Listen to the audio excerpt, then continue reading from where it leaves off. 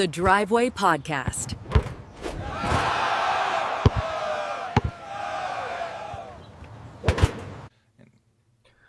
Welcome back, everyone, to episode 13 of The Driveway. Today is Wednesday, April 8th. We keep coming back with more episodes because you guys keep listening. I am joined here with Danny.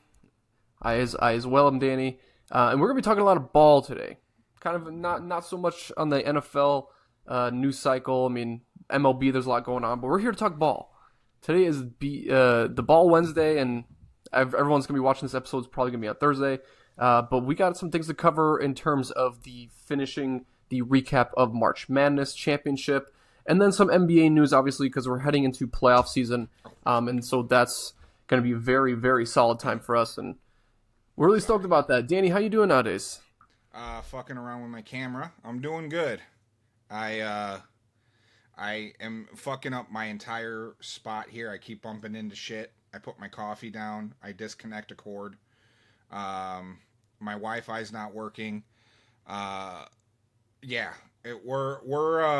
struggling here, Dijo, but minute by minute, day by day, we don't have ownership in the Bulls right now, so it's just inmates are running the asylum over here. But we're doing damn good. right, dude. I like the way you put that. So let's get into some NCAA here because we got 2 hours to talk with you guys. So we're gonna get into it quite quickly. So Michigan ends up winning the national title, which was very close in our predictions. Our predictions usually had Michigan going to the Final Four and definitely going to the championship. Not always winning it, but as me and you were kind of having conversations, you said that you were rooting for Michigan in this matchup.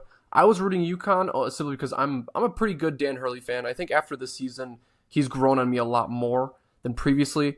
But as mentioned, Michigan did win. They defeated UConn 69-63. It is Michigan's first title since 1989, ending a 37-year drought.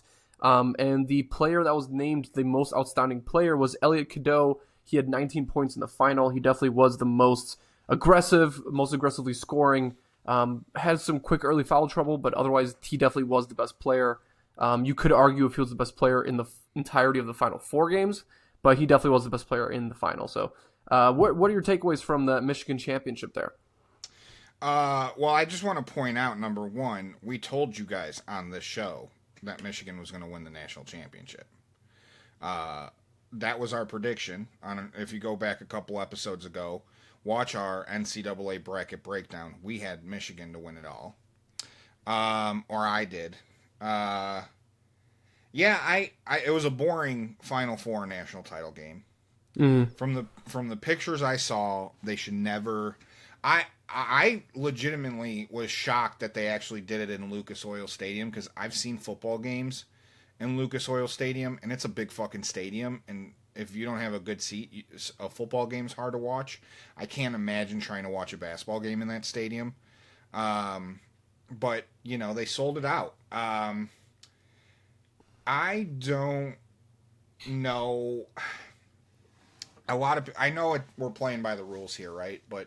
World of NIL, I don't know how I feel where, a team that's won one NCAA basketball championship, a team that's never won a football championship, those teams just magically put $20 million into their roster, and hey, guess what? Michigan 2 seasons ago won 8 games. 2 seasons later, they're winning a national championship with an entire new, starting 5. It bothers me. I shouldn't say it bothers me. It bothers me that people are acting like they're ignoring it. Like they're saying this doesn't matter. It does matter. Because we've really only had a really quick sample of NIL, and guess what? It fucking wins championships. And, we sit here, you can't sit here and complain about the Dodgers about to win 3 World Series in a row like everyone is doing and saying they're ruining baseball, and not have that same energy to kind of what's happening in NCAA sports right now, where if you have a rich person, Michigan has 1 million people rich, but, I mean, they're backed by the guys who fucking own Walmart. And Indiana has... Dallas Mavericks guy. What's his name? Why am I blanking on it? Mark Cuban. Mark Cuban, yes, true. Yeah, so it's like, it's really become professional sports. And if you don't believe me, look at who fucking North Carolina hired this weekend. Exactly. So They have we're gonna get into that next because that's obviously a really big topic. I know you have a lot to cover on that. But going off of what you just mentioned, I kind of agree with you. I think we're heading into a very weird period because people want to hate on the Michigan team. They want to hate on the Michigan team, but at the end of the day, the comparison you made to the Dodgers is completely true. They played the game by the rules they were given, but they did it to the best of their ability. And I think another big one is people want to give Michigan shit for this, right? For having a team with 5 different transfers. But then you look at other teams that did it, like in terms of like UNC, and there were so many other teams that put 5 starting transfers and paid more money for that for a first round exit in the NCAA tourney. So whether Michigan is right or wrong, I think a team like Michigan deserved to win it because this is good for the Big Ten. It's been an incredible year for Big Ten in terms of their like representation through each sport. Michigan winning it, I'm not surprised by it. Again, what the difference would have been if Arizona won it, if Purdue won it, then we'd be talking about it a little bit differently because people don't respect Michigan the same way we would respect those schools for being kind of first time winners. But I'm sort of on the other side where I think actually no, let's just go into this coach talk because I think exactly what I was going to say is gonna kind of represent what we're going into this next topic. So obviously the biggest story of the weekend that isn't the NCAA tournament champion is going to be who UNC North Carolina hired as their coach. They hired former NBA coach champion for the Denver Nuggets, Michael Malone. He likes going by Mike Malone. But he ended up signing a deal. I don't know that we're not going to go through the specifics of what the deal entitles and how much he's getting paid. But just know that it's a very big deal because he was the first one hired. They didn't wait for Billy Donovan. They didn't wait for other coaches to finish off the season. They immediately got a no from Brad Stevens and from Dusty May. But tell me what you think Michael Malone, what this means and what this represents for college, rather than just what you think UNC is going to be capable of. Yeah, I think it does. I think it doesn't mean. I think we have to get rid of the name college, and we have to say this is a extension to pro sports, is what it is. I mean, North Carolina, in the small age of, historically North Carolina has only hired North Carolina guys, and in the small era of NIL, they now have a coach that's won 6 Super Bowls and a coach that's won an NBA championship. So we can't really call it college sports anymore because now if coaches are looking at this as an alternative to leave, the NBA or the NFL, which this is not new in the NFL. We've seen coaches jump NFL to NCAA for a while now. So, but it's just, it's really interesting because we're seeing the elite of the game decide to go and coach. The basketball team at least makes sense because North Carolina is a blue blood. Bill Belichick coaching North Carolina football is still insane to me. Still crazy to me. Yeah, that didn't feel like a good fit to begin with. Yeah, and they actually didn't have a great start in his tenure. Right? Yeah. No, he didn't. Well, football's a little different. He's got to kind of. I shouldn't say football's a little different because everyone says Kurt Cignetti in his first year, but Kurt Cignetti brought an 11-0 team with him to Indiana. So, like, he kind of had the place. That was basically JMU with a couple other guys. So I'll give Bill Belichick at least another year or so before I start really grading him. It's just really strange. I've never really seen... I've seen coaches in the college level get promoted and go up to the NBA, but usually once guys were in the NBA, unless they, were really bad coaches... in the NBA and they came back down or went to ESPN. I've never seen a guy who's won an NBA championship go back to college. 100%. That's definitely new for me. It's strange, and I don't know. I think that college sports with the money it brings in is college basketball and college football. I mean, NFL's king. No one's going to beat NFL financially. But, I mean, we're maybe a year or two away before college basketball is more of a money grab than NBA basketball. We're definitely getting to the point now with, obviously, NIL. Coaches are getting huge contracts. But I did want to kind of look into more information here. So, Michael Malone, this isn't his first time coaching in college. He has coached in college before. That was quite a while ago. But he was an assistant coach for Oakland University, Providence University, and Manhattan College before he spent time in the NBA. The way I like to look at it is this: like, if you're a college coach, you go to the NBA, you'll get one more shot to go back to college. But then when you go back to college, that's your last chance. No, now neither league is going to be interested in having you as a starting position head coach rather than like an assistant coach. And that's kind of the way we looked at like Billy Donovan. If Billy Donovan was to make his way back to UNC, if he was the hired position there, he would have one last shot there, and then it would be time for retirement on his end. Like, it wouldn't be any more NBA jobs open. So Michael Malone, I'm worried for this case. We can kind of shift into the idea of now, what do we think this plays for UNC? Was this the best hire, or do you think this was kind of like a wow factor where UNC just needed to get someone into the door, same way as Belichick, where it's like, hey, look at us, we're popular again. We have a big name at coach. Like, do you think this is actually going to play out well for UNC? Yeah, I think so. I think it's a little different. I mean, Belichick's almost 80. He's got all that shit with Jordan and kind of the crazy press that he's been getting. So I'm not going to really knock. Michael Malone is still a great coach.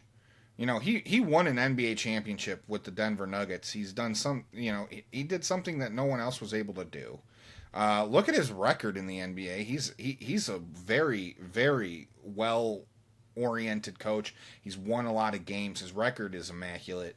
I really think the reason why he hasn't worked in the NBA is I think he's a little bitter. I think he's bitter from getting fired from Denver, but also, and that was midway through the season too. That wasn't like an off season. Midway through his season, he got fired. So I get that. But if you remember, like a week before, maybe a month before, maybe he was sounding off after the Kings fired current Knicks coach, what's his name? Mike Brown? Mike Brown. You know, he was talking about how he felt like coaches were treated unfairly in college basketball in the NBA. And I think it was probably voluntary that he didn't have a job. Mm-hmm. Likely, yeah. I don't think he wanted to work. And so I think him going to UNC is probably a really great move for North Carolina, being that most of the kids that are playing in North Carolina are looking a year or two ahead to playing in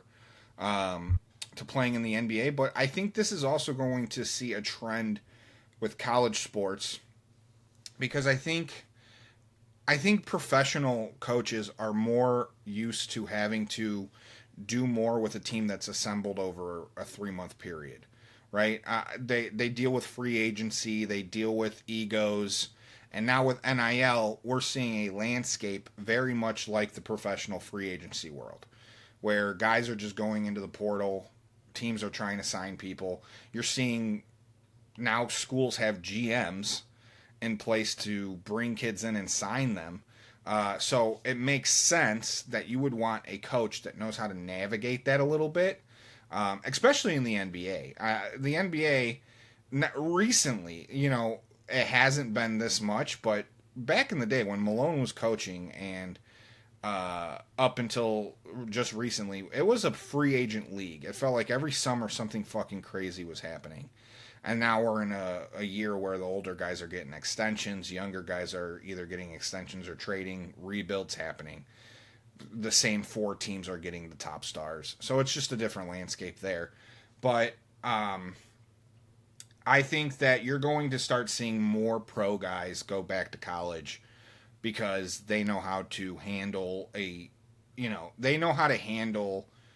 these types of situations a lot better. Their feelings aren't going to get hurt. It's a business. And I think college basketball is going to be a bigger business, not just from that sense, but just from a viewership standpoint. It's just a better product right now. And I don't think that's a hot take. I think if you've watched college basketball versus NBA basketball, college basketball is a significantly better product. Mm-hmm. You can just tell by the effort, by the lone effort of each team. Yeah. Yeah, don't get me wrong. I mean, when the NBA playoffs come around, you'll see a much better product from the NBA. It's still a very great tournament. I love the NBA playoffs, but just from a regular season day to day standpoint, you've seen college basketball get much better over the regular season, where they have like these big Mondays and they have all these different, in non-conference tournaments and then conference tournaments and then you have conference play. Like it all gets very, very heated. And you have a lot of really new fun storylines where you have guys who are playing there. Like Terrace Reed Jr. was playing against Michigan, former Michigan guy. You have really Great storyline. storylines.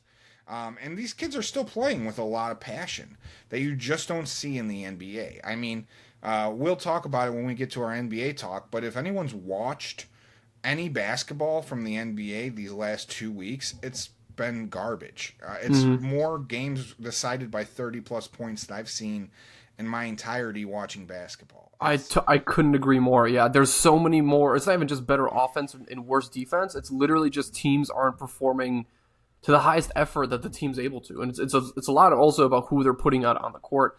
We can head into NBA talk right now if you're willing and ready. We have a lot let's do it. lot to cover with NBA. Obviously, the news with the Bulls, everyone's aware. We're going to cover that more towards the end of the NBA talk just because we have a lot to go over, a lot of information, a lot of statistics. So we're just going to start off with some more simple conversation here with NBA. Starting off with that, we are officially in the final week of the regular season. So meaning each team has roughly 3 or 4 games left. And so we're going to get a quick preview next episode of what the NBA playoffs is going to look like. There's a lot of close seating right now, but we can kind of cover that. Maybe I'll include a little bracket here right now for what it looks like at the moment. But some of the bigger news cycles, obviously Luka Doncic, it was reported that he didn't suffer a season-ending hamstring injury yet, but him kind of looking for a second opinion, him traveling overseas to Europe to find a second opinion doesn't usually bode well. Usually when players do that and they follow a second opinion, that means that the first opinion they got wasn't the accurate timestamp that he wanted, meaning that he wants to find someone else that can shorten his tenure outside of playing basketball and not have to miss so much playoffs. So I'm going to put it out there. I'm going to say right now, if he misses this first series, which is likely going to be against the Houston Rockets, that he will not be coming back because the Lakers will not be playing in round 2. Tell me if you agree with that. I mean, the Lakers season fell apart in under 24 hours, realistically. Yeah. I don't know. Houston has not wowed me at all. But to your point, the Lakers, I mean, if the Lakers were a good defensive team, it would be different. If we were sitting here and we were talking about a team that can shut down the Rockets with just LeBron and a banged up Austin Reeves and some of the other pieces that they have, it'd be a much different. But I agree with you because now you have a team that can't stop a team from scoring, and their main scoring juggernaut and Luka is out.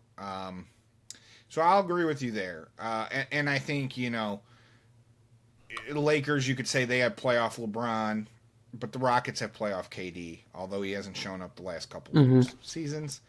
KD is still just as dangerous. I think the Rockets are a better team.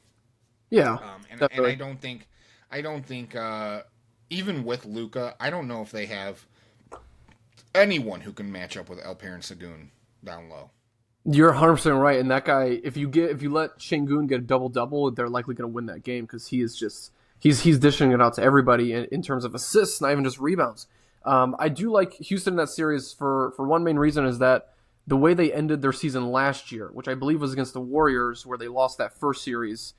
I think they have such a huge ego in a good way, the best way possible, that they're gonna run through the Lakers. Like they're not just gonna play the Lakers and it might be like a 4-2 series. Like I'm looking at like the Rockets might sweep them entirely to the point where LeBron doesn't play game 4. Like LeBron might just sit out game 4 because there's nothing else to play for, or maybe he's injured, blah blah. But again, it's looking right now like who knows if it's gonna be Houston or not. There's a lot of change that's still meant to happen, but it's looking like the first series is going to be LeBron dominant. It's going to be Rui Hachimura. It's going to be Luke Kennard. How many games they might win, I'm not even sure if they win a series against the Portland Trailblazers. Like, the unit that the Lakers have right now is going extinct, and this might be our last. it might be our last chance to see LeBron try to dominate on his own, which is partly going to be exciting, also going to be kind of the end of a true evolutionary era. Yeah, I don't know if LeBron's capable of dominating like he used to be, or dominating on his own. I don't think he ever dominated on his own to begin with. Like That's actually a really good point. Yeah, very I classic don't point. think he's ever dominated without a guy named Kyrie, Bosh, Wade. Uh, so I look. I know LeBron has been in the news for talking shit about a couple different cities. Uh, Memphis is out here catching strays. Cleveland's out here catching strays. Milwaukee, yeah, Milwaukee as well. Milwaukee, They Milwaukee. did. Let's just call a spade, Dijo. It's just this Lakers, this Lakers thing that's been going on. They just never really felt like they never really felt real. They always kind of felt, you know, how I would say the Lakers, how I would explain the Lakers is like, how Netflix will put out, Happy Gilmore 2, where they'll Yeah, get you cash grab. where they'll get you, yeah, it's a cash grab where they'll get you feeling nostalgic. Oh, hell yeah. The Lake Show. This is all great. It reminds me of when I was a kid. And then you watch it and it's like, well, this isn't really a movie.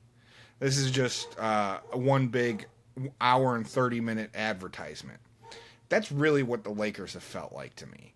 And I know you're probably at home saying, Danny, they've won over 50 games. You're out of your fucking mind. If you're not tanking, you could win 50 games pretty easily in this league. Especially this season. Are you kidding me? There's The opponents tanking. are just weak. Yeah. There's 13 teams tanking, especially in this season because there's 30 kids coming out that could be starters in this league. Like you're seeing like almost half the league trying actively to lose. It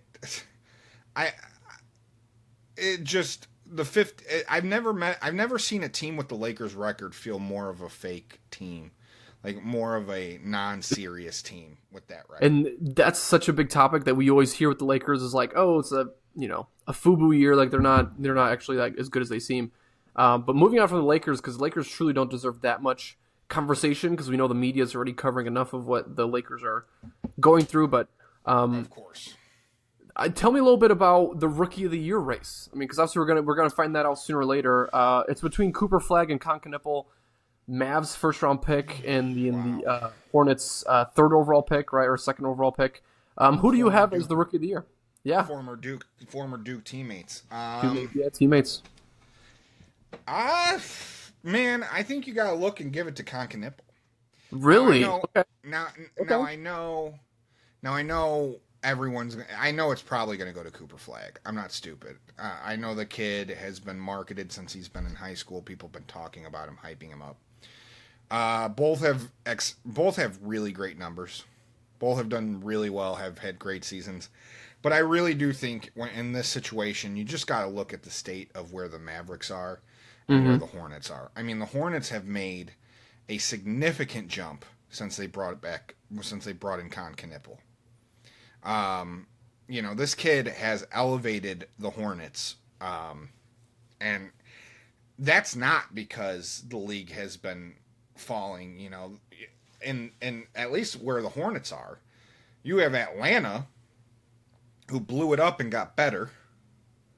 You had the Bulls, who are trying for 75% of the season, and you have the Wizards, who are tanking, but also have Trae Young and Anthony Davis. So, but like this has been as competitive as an East as I've remembered in a long time, despite the teams that aren't in the playoff race, right?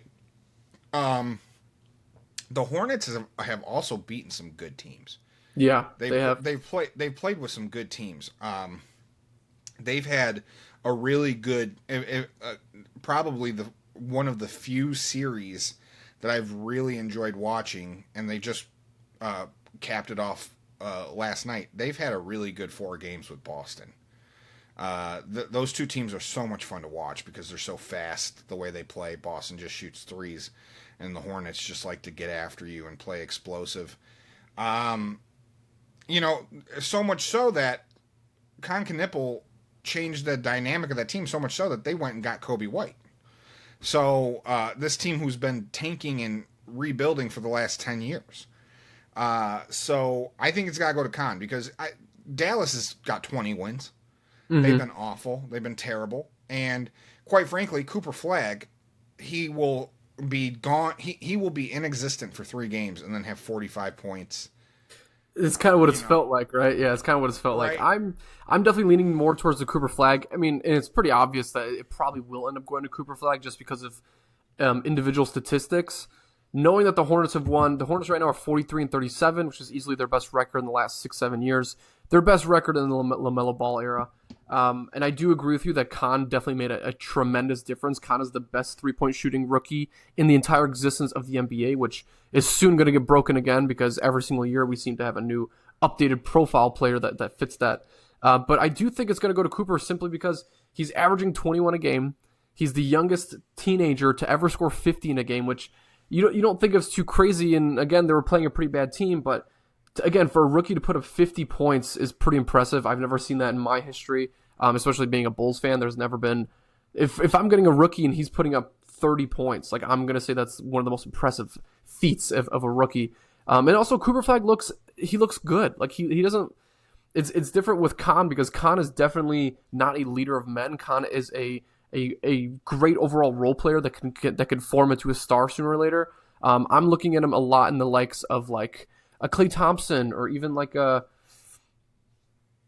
I'm just trying to think of a lot of those. I don't want to limit him to just being a spot up shooter, but he plays a bigger role than just being the second option. Whereas Cooper Flagg is easily the first option, and he's going to be the first option for as long as he survives. And I think sooner or later, if we want to give Rookie of the Year to who is the most outstanding player, then you're going to have to give it to Cooper because even though he won 20 games, he's easily the best player on that team, and he's been the most prominent rookie. If you're going to give it to who is the most deserving, kind of who is the player that does attain the most attributes to being a winner, then you give it to Khan. But I think if you were to ask either of them what they think of this running, they're going to be proud of their friends. Like they're going to be proud of either of them, and they would give it to the other individual to win it. So I think that's also the sweet part to look at is that this is not in any way competitive between them. They could care about this less, but I obviously have to lean Cooper Flagg just because his rookie season has been pretty close to what we imagined him being the first overall pick, right? We weren't going to say that the Mavs weren't going to make a playoff spot. Maybe they would have because we thought AD and Kyrie would be together for that team. But I think exactly the way Cooper Flagg is playing right now is exactly kind of how we expected. Maybe even a little bit better just because of those 50-point games, right? Yeah. Yeah, I don't know. If you've watched the Mavericks game, it's looked like a fucking summer league game. You're exactly right. Yeah.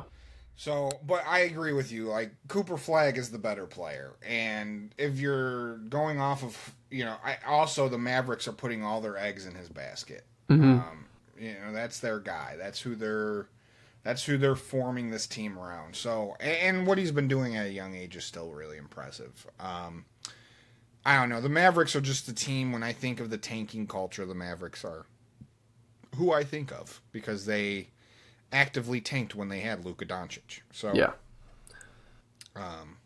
And they're one of the two teams that have been fined for actually tanking. But and also it can't be easy for Cooper Flagg to come into the situation that the Mavericks were in. I mean, people booed this team halfway through the season.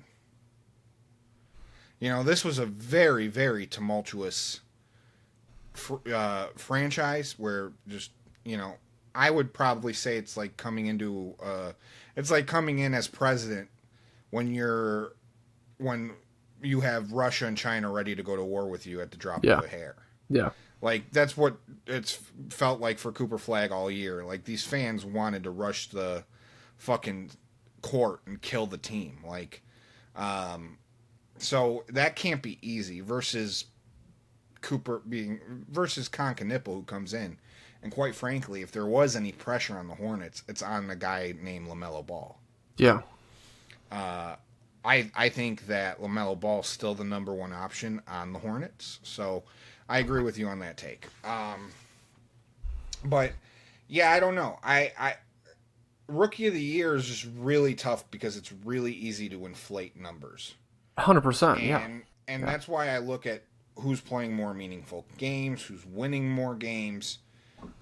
Because in today's you got players like Colin Sexton, who's played for every single team in the league, but the guy's averaging 18 points a game. Mm-hmm. So how do you measure that? In terms of what you just said, I agree. Con Knipple deserves a trophy because of, I don't know, like just who he is and how he pertains to that team, right? That's a winning team right now. It's a winning culture.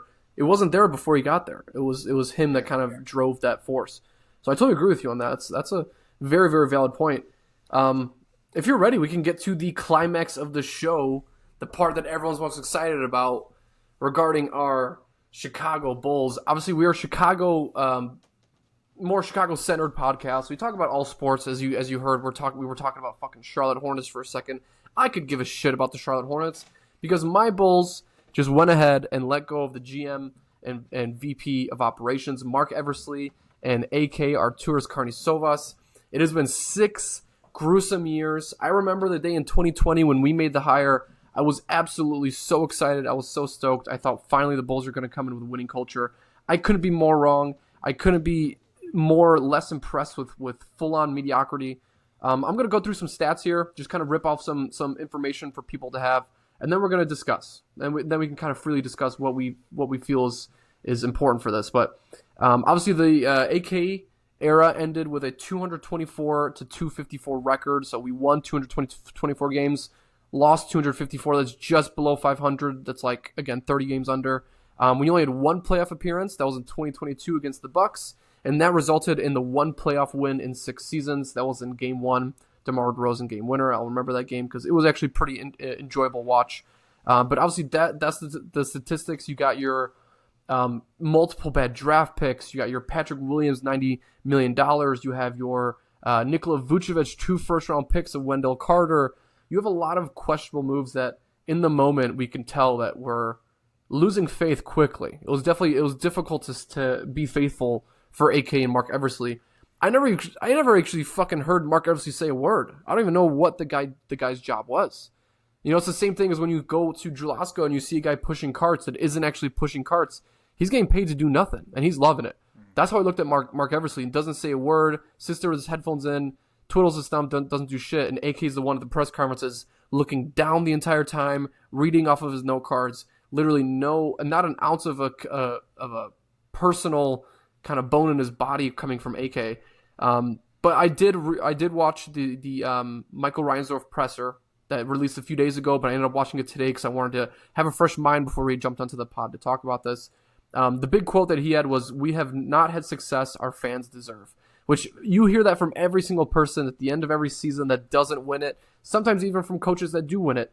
But this presser to me felt way different because he definitely sat there and he realized, you know what, this Bulls team, we've been lied to. What happened with AK is that we were lied to, we got fooled, we got played, and he said that he noticed at the beginning of this season that he knew he was going to have to make a change. So again, all of us were sitting here throughout the season being like, please tank.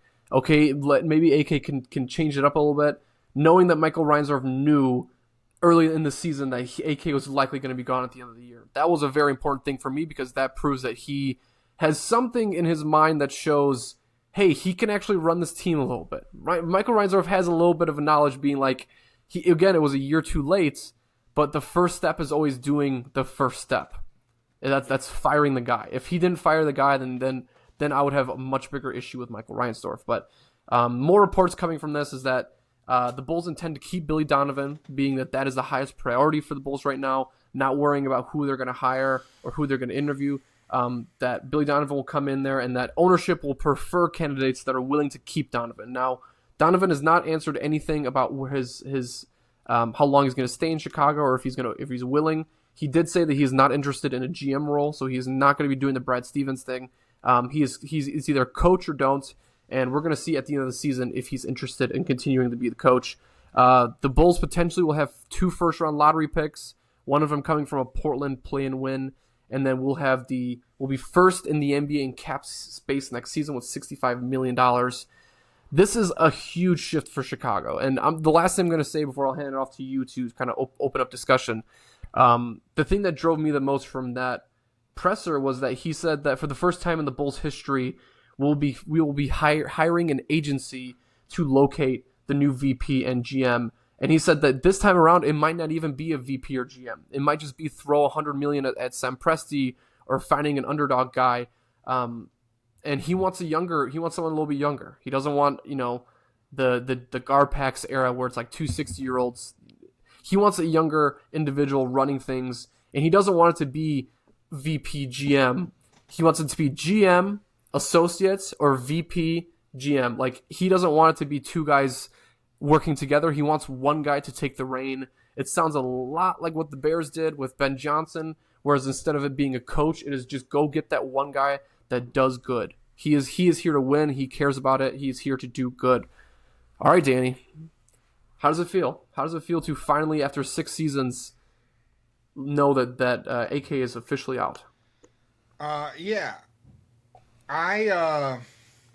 Everyone's been saying, I've been saying to fire this guy for the longest time. No, the fuck we weren't. We all had. One quick question. When was the first time for you where you were like, we need to fire this guy? Do you have an exact date? I'll give you the exact situation. Was the extension of Patrick Williams. Okay, so roughly 2 seasons ago. Yeah. Yeah. I really look at AK's first real season as that season where we were first in the conference with Zach and DeMar. That's really where I put the start of AK. However, I didn't love that he immediately jumped to give an extension to Patrick Williams when Patrick Williams had not played that well. And he got scared from... You never like that your GM is making a scared move. And he heard some interest in Patrick Williams, and it led to him giving Patrick Williams a contract that's literally the only bugaboo that's hanging over the Bulls right now. So... you never like to see that happen. Mm-hmm. And that's where I started losing faith in him. Now, I did not call for his head there, but I lost faith in him. That was where I started really being like, did we just hire this guy because he lucked out on drafting Jokic? What else has this guy done? Right? Jokic, no one thought Joker was going to be what he was. You hear the Nuggets players say they really didn't even know what type of player Joker was till they got into that training camp with him and the preseason, and they started seeing him be able to control the game. That's when players really started noticing that how good this guy was. Well, if you notice something, AK was gone when that was happening. So I think AK just kind of lucked out on that second round pick. That kind of like labeled him. It's kind of like in high school, man, when you are at a party and you hook up with a hot chick, right? And a girl that's way out of your fucking league. And somehow at a party you look attractive to her that night, and she pity fucks you. And she moves on to greater and better things. But now, whereas girls that were 4 and 5s were looking at you, now you're playing with consistent 6s and 7s because you got Laura. That was AK. That's incredible. AK fucked a hot girl at a party, and everyone thought he was hot shit. And I think that everyone is saying that Jaden Ivey was the nail in the coffin. Look, that's a very sad situation. I don't label this an AK problem. Honestly, if I knew Jaden Ivey was a Jesus freak, I would have done the trade just to get the draft pick.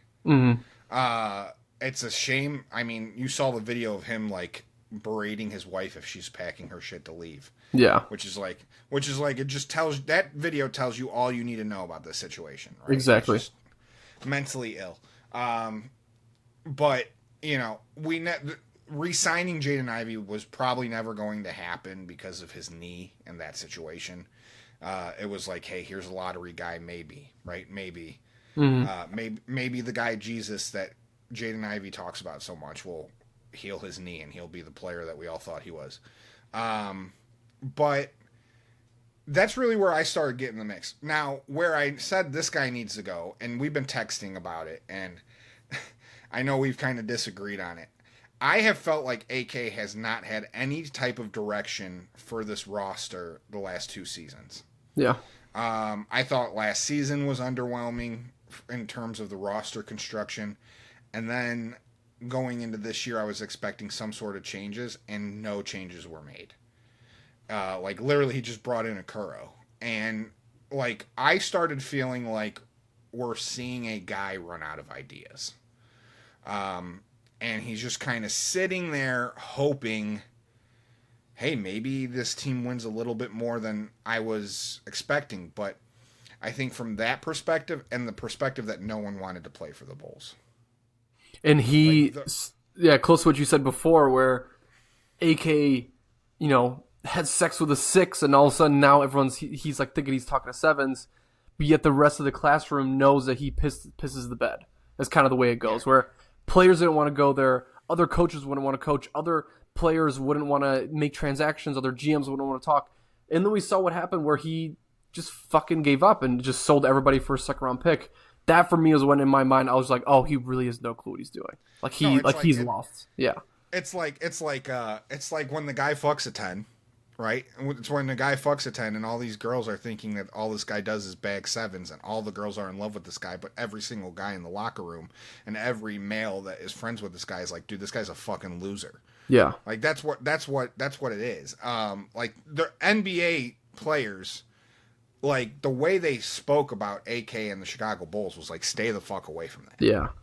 Like Stay disaster. away from that. Disaster. Don't go anywhere near that. And that's never, like the one thing I'll give Ryan Poles is the Bears might not have been the winningest team, but nobody's saying stay away from the Bears. Mm-hmm. Like we still have players that are interested, and people, at least when they come to Chicago, seem like they have fun playing here. And Ben Johnson, like Ryan Poles has done, like it hasn't been all up with Ryan Poles, but at least he goes out and he fucking tries to do something to restructure this roster. Like at least he throws the money he has. And then when they were trading, and I had brought this, where you and I were talking about the trade deadline, I brought up an idea where I mentioned, hey, maybe this is like the Reinsdorf's telling AK, give us as much money and draft picks and get the fuck out. Yeah. Like just like, sell that's out. What it felt like. Yeah. No, 100%. I don't think there was any agreement on that. I don't think AK knew that he was going to be losing his job.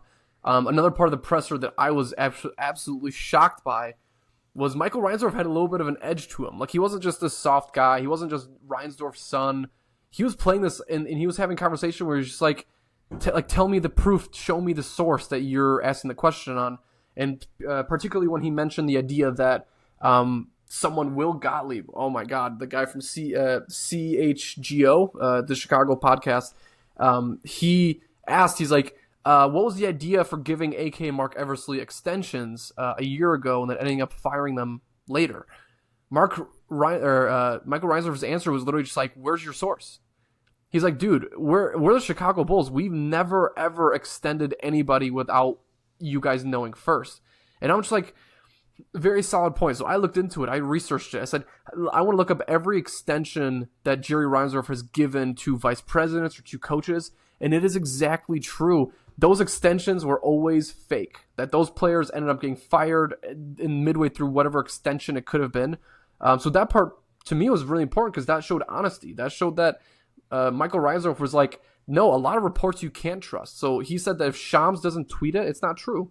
So the whole AK Eversley extension talk, again, we were fucking so pissed when we found that information out because it was right after another losing season.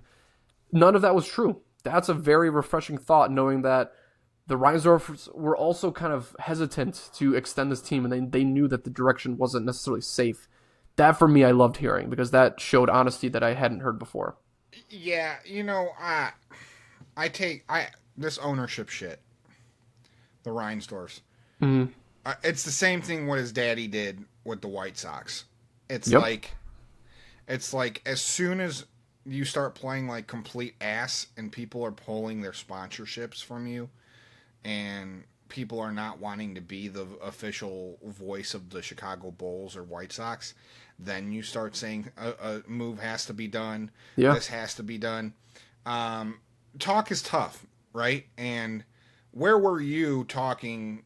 Like, where were you? Like, aside from that one great start that we've had, the Bulls you could register the Bulls as a rebuilding team since, like, literally Derrick Rose. Yeah, since 2016, probably. Yeah. Yeah, A full decade. Like a full decade. So it's like, where were you in this full decade? Where was this tough talk in this full decade? I don't buy it, man. Like, this is not a hard league to win in. Yeah. All right, like this is not the NFL where every team seemingly has a competitive stake in every season until about halfway through the season, and every team is throwing money around and trying, and every team seems to have their spot in the sun. Same thing with baseball. Like the NBA is probably the easiest league to win in. If you want to get just to be in the playoffs, it's probably the easiest league to achieve that. But we have not had ownership in place that looks around the league and what people are doing. Like the Bulls have kind of done what the Steelers have done, where they're like this. Yeah, mediocrity. We're going to be mediocre, but like this is how we've done things. And we're going to continue to do things like that. Yeah. But when the results don't follow, like, you need to change it up. And, I mean, it's 2026 and he's stepping in. And why? Fucking ticket prices are down? Mm-hmm. Like, people aren't going to games as much as they are anymore. Like, people are more inclined to go to a Windy City Bulls game because it's cheap as shit. And it's, easier to get to. I think if you're in Chicago and you look around and you just have tunnel vision for 2 seconds and you see the Chicago Bears when they win, what Soldier Field sounds like and looks like in the playoffs. Yeah. The Chicago Cubs, what the entire area of the north side of Chicago is like when the Cubs are in the playoffs. If that does not motivate you to put a winning product together, then get the fuck out of town. Yeah.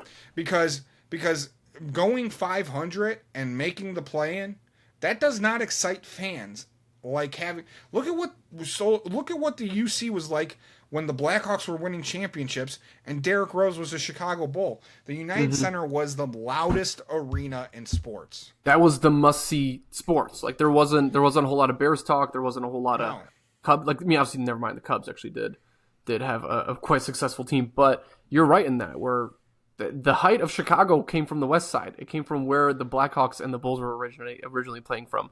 A lot's changed. I'm not saying that people need to go and start putting full-on trust in the Reinsdorfs again. All I'm saying is that this is the first time that I've heard from technically an end-of-season press conference, because we're going to get another one in a few days, that I felt fully like honest. Like they were being truly honest about the idea that, you know what, they fucked up the AK hire. They didn't do a lot of research when they hired AK. Michael Reinsdorf said he never met AK until he was already signed, and he only met him through Zoom. This is the first time they're going to bring in an agency. They're going to have competition. They're going to have conversations. Michael Reinsdorf already said in the meeting that he's like, we already have 60 people that messaged us about wanting the job. So this is going to be the first time where I'm like, I could see them making an honest decision purely based off the idea that they're not going to be the ones making the decision. Jerry Reinsdorf isn't going to sit there and check off a guy.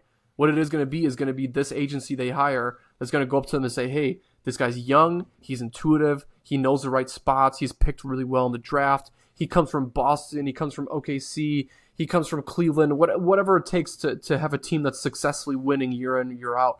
That's going to be the pick that they pick, and I'm really excited about that. Way different than what we've seen in the past. Randomly waking up and being like, oh, Arturas Karnisovas, Okay, he drafted Jokic. He was there for 6 years. Didn't win a championship. Okay, I'm so excited. Okay, I'll trust this guy. Okay, fine, great.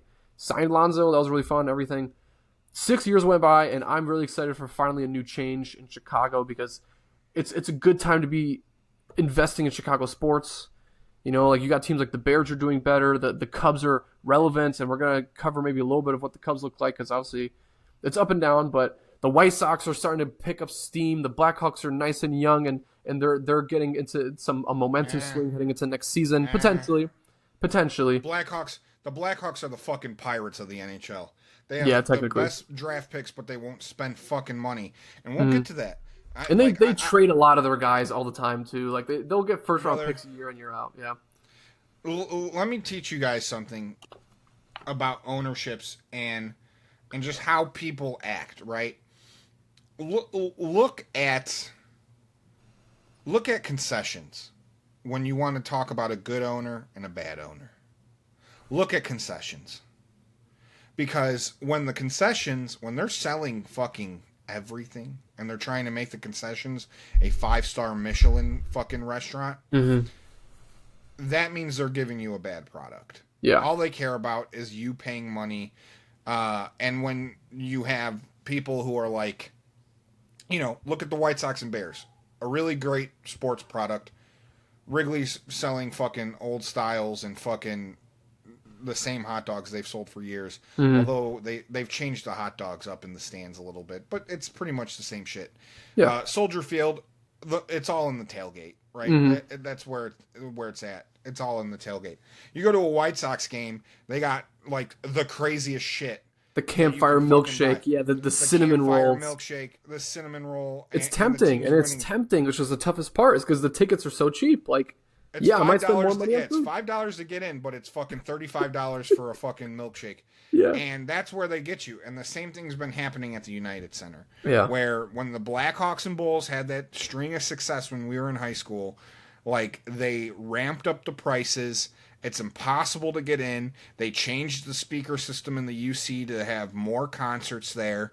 Like, now one of the most expensive tickets you can buy is a concert or a Blackhawks game or a Bulls game at the UC. Now, they might be a little cheaper now that they're bad. But then you go there, and now they have all the kiosks in place where you could just walk in and grab something. And I still don't know how they fucking charge you. I still have no idea how that technology works, where you just walk in and you grab a beer and then it just somehow knows what to fucking take. I don't get it. Yeah, I don't get it. That's when I have 3 beers in my pants and I still get charged for it. Like, it's like I don't know what card they're charging. I don't know what card. I'm a guy who has multiple cards in my pocket. Yeah, I don't know all I got is they're cash, charging. dude. I'm like, I don't know what the fuck they're doing. Yeah, I don't know how they're charging me. So, the United Center now they got Giordano's Pizza. Yeah. Or no, they got Lou Malnati's. And they have a new chicken sandwich place that I did try a few weeks ago that actually is really good. Yeah. It's good, yeah, and they got great beer selections now. It's just there to distract you from the shit product that they've been putting on the actual field or on the court and the ice. Like it's just not good, and I think it hasn't been good for a while now. And we saw when Derrick Rose got hurt, the Bulls stood still and they did the same. They did nothing. They maybe brought in a point guard, a Nate Robinson, a DJ Augustine.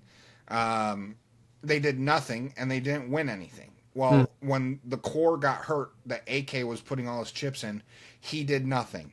And he did nothing for 3 years. And the Bulls did nothing in the standings. And it's like, enough of this fucking bullshit already. Enough of us having to deal with shit products. Like, it's insanity, Dijo. It's insanity. No other fucking city do you see Soldier Field almost break down from people fucking cheering because the Bears are winning. And now they're talking about going to Indiana. And, nobody is treated worse than Chicago sports fans because we give a fuck about our teams so fucking much, and we always have some dipshit fucking owner or some dipshit Kevin Warren that doesn't know what the fuck they're doing, and sure, it's exciting when we see ownership get axed, but show me, fucking show Yeah, me. there's got to be a lot more to come. Obviously, like I said earlier, like there's the first step. You could be excited about the first step, but then the second step is actually the most important one.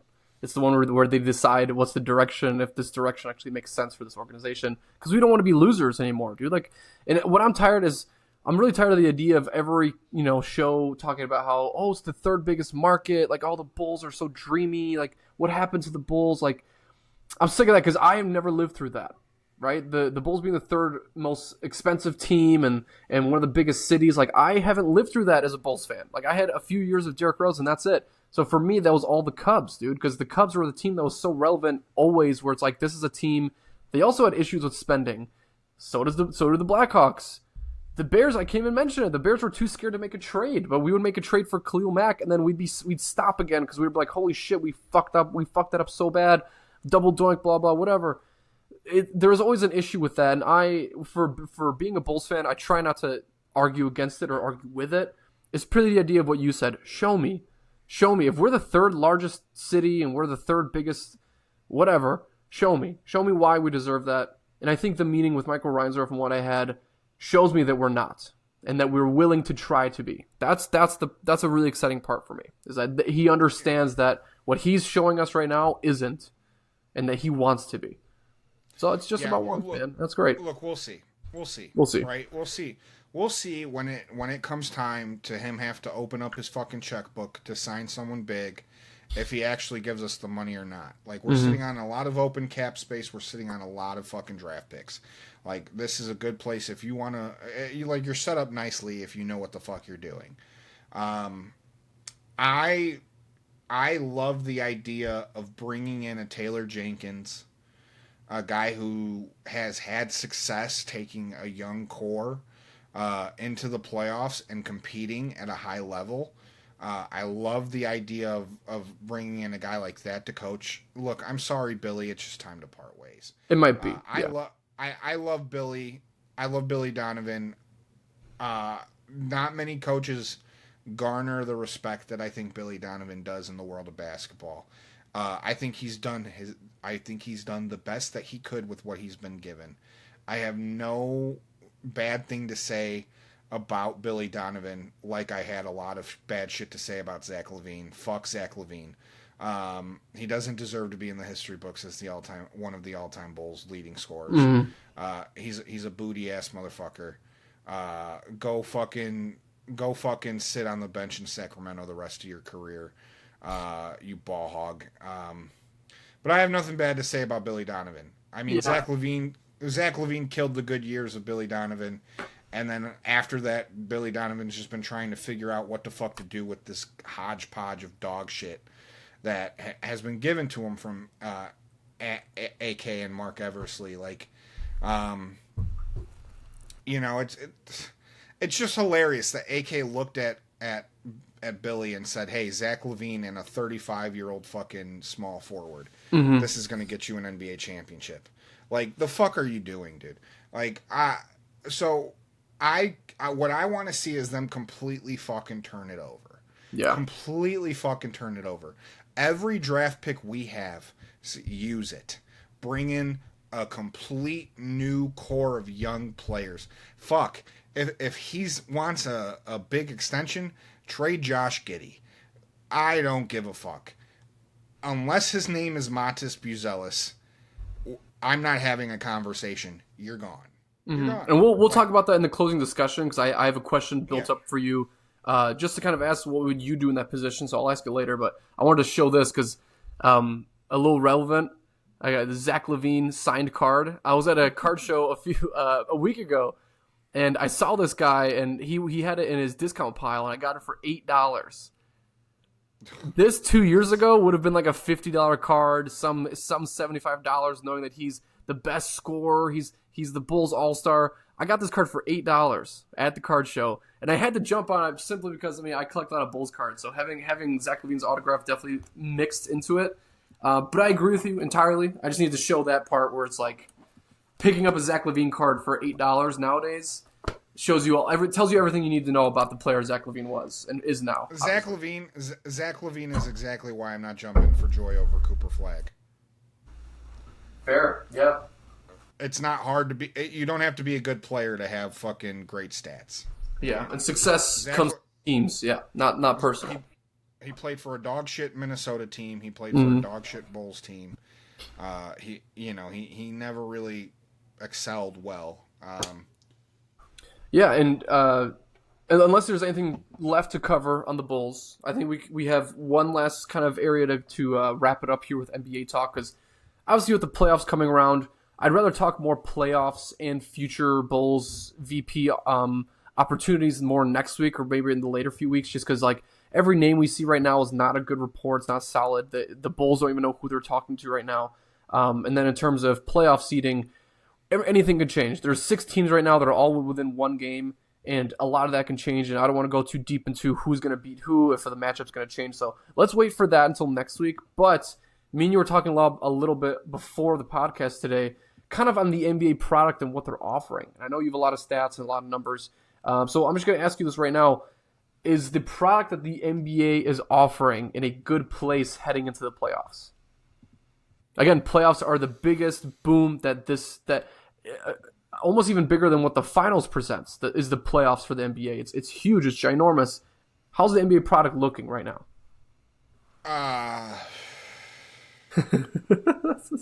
Trick question. To be honest with you, it looks like shit. I think that this draft is extremely important. I think that you have a lot of these teams that are rebuilding thinking they're going to get a great player and be a lot more competitive next year. But the regular season's unwatchable. Yeah.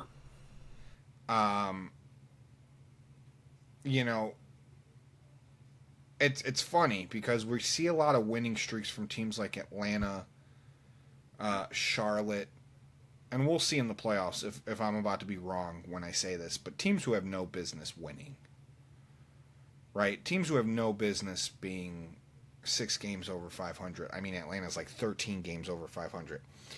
Like, yeah. No, it's like teams have no reason having a record that good because they're going to go play a Boston and lose in 4 games. The product is just not good. It's just not good.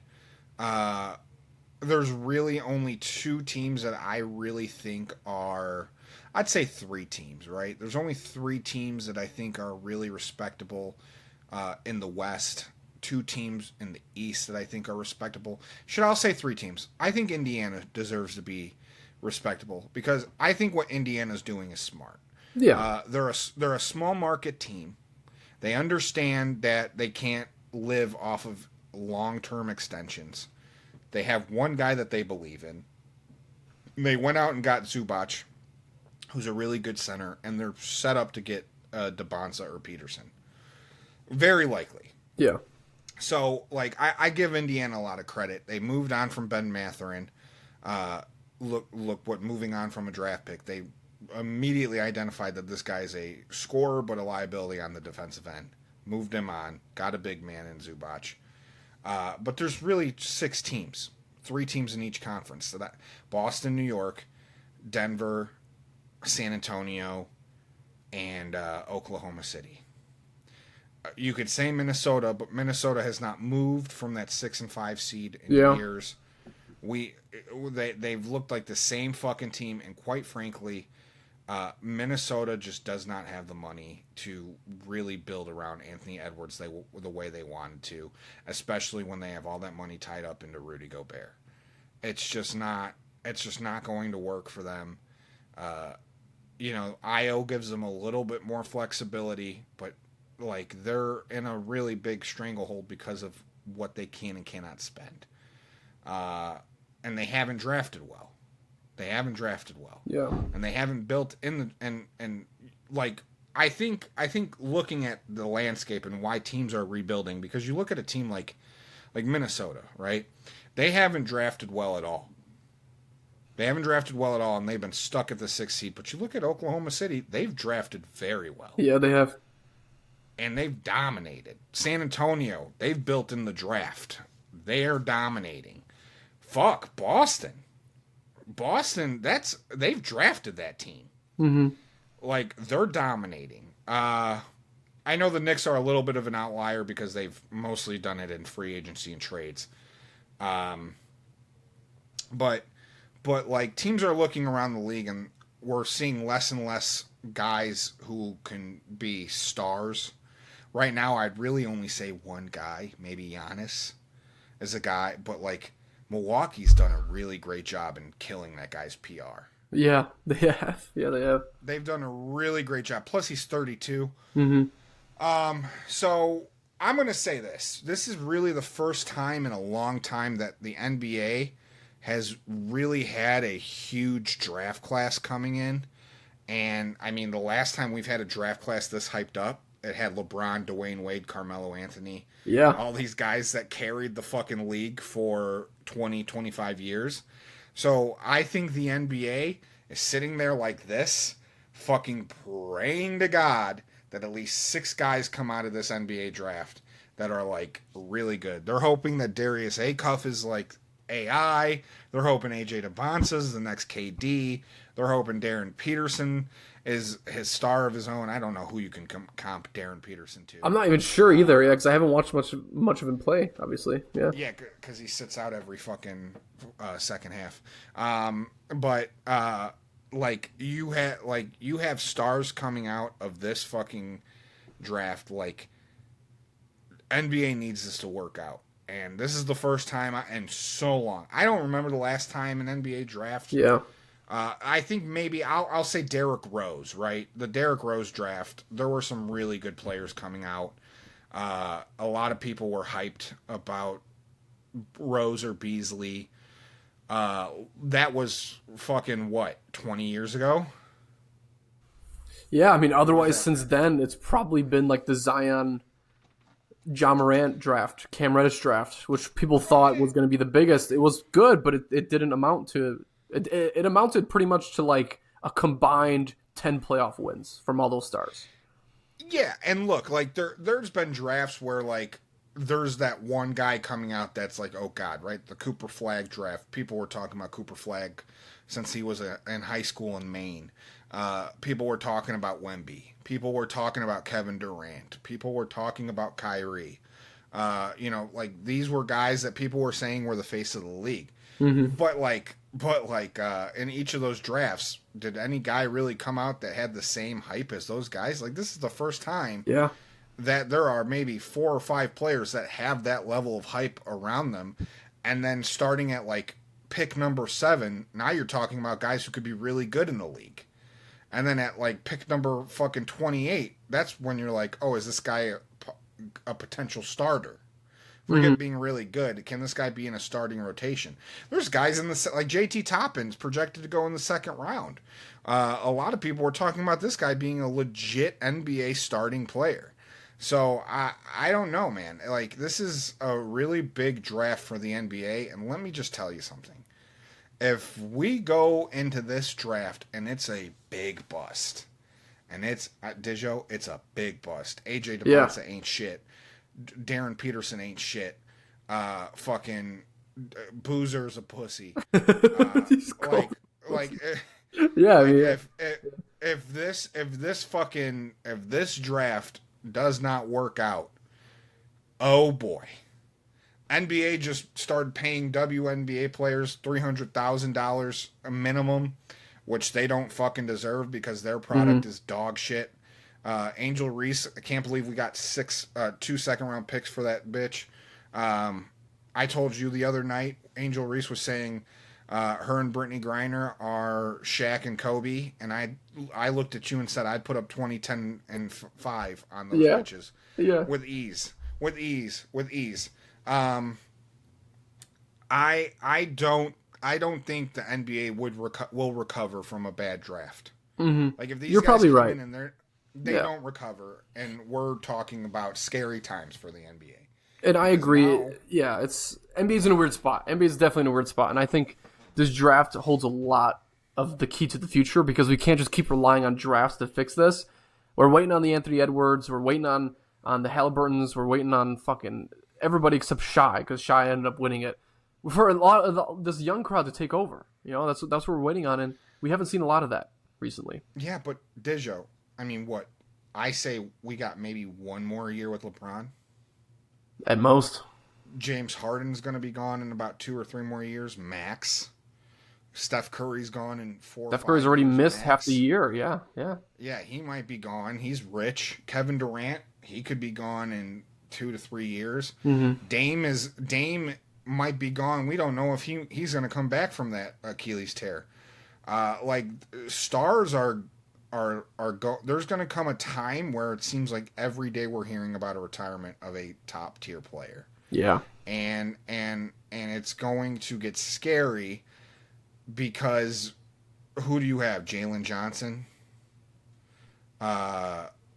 Fucking Cooper Flagg. Dallas has won 20 games. Mm-hmm. Luka Doncic in LA. Can Luka win by himself? Yeah, probably not. Probably not. And even that, Luka's no spring chicken. He's in his, he's 30. Mm-hmm. So, what are we talking about here?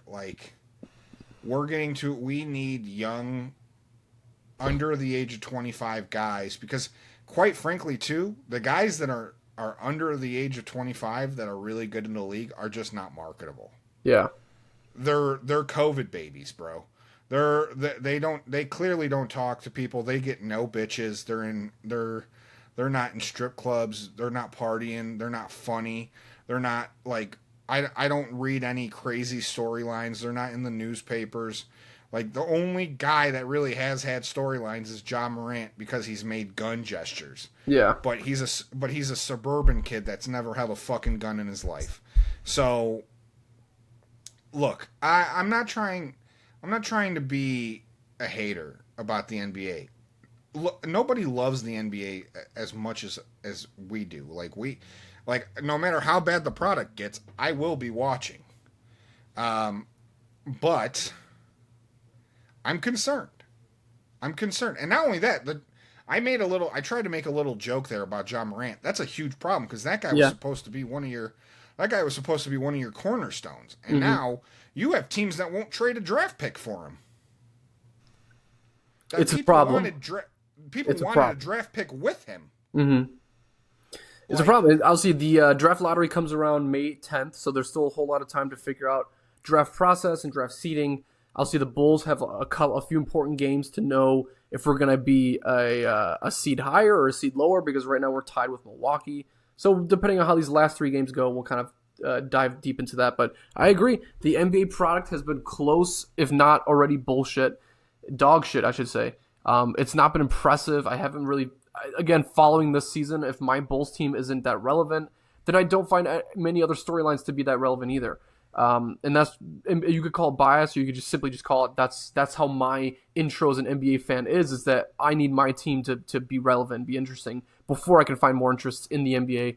Me being a podcaster is different because being working in this business, we have to be attentive to all storylines and every asset of it. Whereas if I'm just talking about me personally, who I am, Daniel, dude, I've been pissed off watching basketball. It's fucking sucked. But if you had anything else to add onto the NBA talk, we have a little bit just to cover with MLB, and then we'll go ahead and close out with our closing discussion. If you have anything else to cover with NBA talk, man, go right ahead. Yeah, I just one last closing bit, and I'll say this about NHL and NBA because I think they're both in the same world. The health of your sports league is determined by the amount of rivalries you have. Yeah. Fuck, I watched a documentary, Dijo, about on Netflix, Untold, the Chessmates. Oh, that just came out. The two kids that played chess, they had me because these two guys hated each other. And one guy was talking about this guy having a butt plug and using a butt plug to cheat to make the right chess moves, and the one guy hated the other guy because he's like, now everyone doesn't talk about my chess playing, they just talk about me having a butt plug, which I don't have butt plugs. These two hated each other. Look at the MLB. You could say it's all Dodgers, but you have Cubs Cardinals still playing the same division. Cubs Brewers is an incredible rivalry. And even when the Brewers waved the L flag, I love that shit because you need that. Yeah. The next year, everyone highlights Cubs Brewers, and everyone's going to be watching that. You know, Yankees Red Sox just played in a playoff series. It got heated. You had the Brewers getting pissed about the Red Sox. The Brewers have some players that are just nasty and annoying. The Pirates have two phenoms on their team, and what that can mean. You know, the Phillies and the Mets and the Braves, like, that's a really great division. There's a ton of really great rivalries in the MLB. NHL, I know we don't give NHL a lot of love on this show, but they changed the playoff format and the divisions, and they killed their best rivalry, which was the Blackhawks and Red Wings, by moving them to two separate conferences. That's literally like if someone moved the Packers and the Bears to the NFC. You're exactly right, yeah. Like they completely murdered that rivalry. None of the teams have been really good because they've also put in a bunch of expansion teams, and they've given those teams a bunch of draft picks and money to do well in free agency. Now you're seeing a league that's dominated by teams like Colorado, Seattle, Vegas Golden Knights, Los Angeles Kings. Like, you're seeing these irrelevant teams, Panthers, Lightning. Like, you're seeing these teams in non-hockey towns do really well, while original sixes in hockey towns are not doing anything. Yeah. And like, you're trying to build rivalries out of Blackhawks and Predators and Blackhawks and Blues when none of those teams have really been relevant since the Blackhawks won Stanley Cups. Yeah. So NBA, all those guys are hanging out.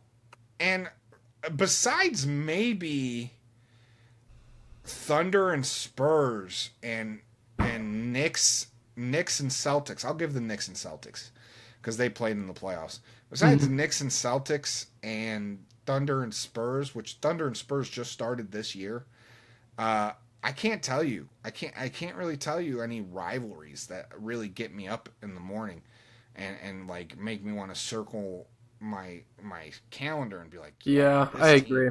Even for the Bulls, even for my team, the rivalries just aren't the same. If we play Miami, we're getting our ass kicked, right? If we play the Knicks, we had one good Knicks game. It was D Rose night, which was very exciting because that for me was a big deal.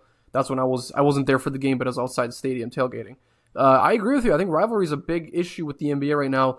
There isn't too much commotion. There's not enough stress with the idea of, like, you need to run through that person, right? Instead of being like, oh, we respect that team. I respect that coach. It's okay to be like a Ben Johnson once in a while, right? To be this guy that's just like, you know what? Fuck you. Like, I don't have to like you. I don't have to hang out with you. You're not my friend. Like, we need maybe a little bit more of that in the NBA. Well, look at the NBA in its heyday. You had Malice in the Palace, Pacers, Pistons. You had Pacers, Knicks. You had Bulls, Knicks, Bulls, Pacers, Bulls, and any team they played in the finals, like Bulls, Lakers. Like, that was good. Bulls and Pistons was a nice little feud.